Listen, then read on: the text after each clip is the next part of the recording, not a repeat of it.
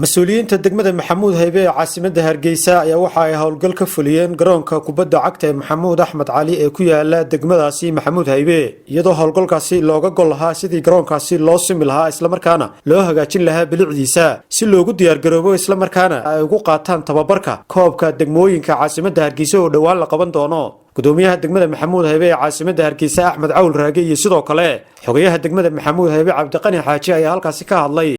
waxa bilaabmaya koobkii tartanka ciyaaraha degmooyinka caasimadda taasi Maxamuud Haybena qayb ka tahay markaasi ay ardaydu mataqaana dhalinyarada sportsku ay ugu helaan ahmiyad garoon siman oo lagu ciyaari karo oo cagta iyo jirka aan waxba yeelahayn ayaanu hawsha u galay baaq kale ayaan u dirayaa dadweynaha ku dhaqan degmadan Maxamuud Haybe in ay hawshaasi oo u baahan taageero dhaqaale iyo mid moraliyaba inay la garab taagnaadaan qolada dhalinyarada cusub hadda aanu magacaabnay sportiga degmada Maxamuud Haybe waxaanu halkan oo ah garoonka Maxamuud Axmed Cali aanu maanta ku furaynaa inaanu dib habayn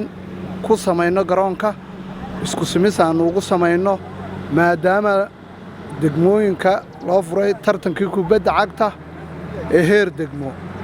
kaas oo loo baahan yahay in dhalinyarada kubadda cagta ee degmada Maxamuud Haybe si aanu ahmiyadooda aanu hayno aanu kor ugu sii qaadno iyo dhiirigelinta ay la tagi doonaan garoonka inaanu annaguna wixii facility ee ka dawlad ahaan ay nooga baahan yihiin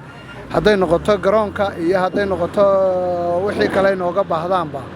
aanu diyaar u ahaano geesta kale mas-uuliyiinta sportiska ee degmada Maxamuud Haybe ee caasimadda Hargeysa iyo sidoo kale ciyaartooyga degmadaasi ayaa waxa ay uga mahad celiyeen mas-uuliyiinta degmada Maxamuud Haybe iyo dawladda hoose howlgalkaasi ay ka fulisay garoonka kubadda cagta ee Maxamuud Axmed Cali waxaan baaq hambalyo iyo mahadnaqba aan hawada ugu maranayaa gudoomiyaha degmada ee dawladda hoose ee Maxamuud Haybe waxaan kaloo halkan aan baaq jaanis uga faa'iideysanaya dhammaan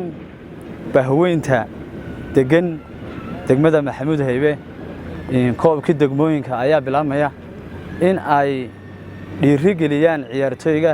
maanta waxaan u mahadnaqaynaa maamulka degmada oo garoonkii oo in badan la cadilnayn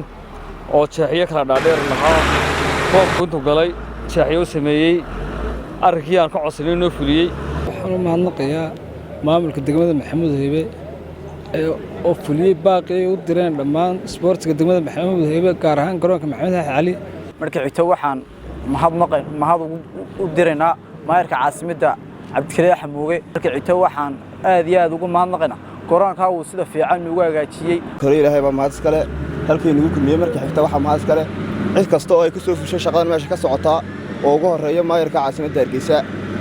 Cabdiqani Axmed Muuge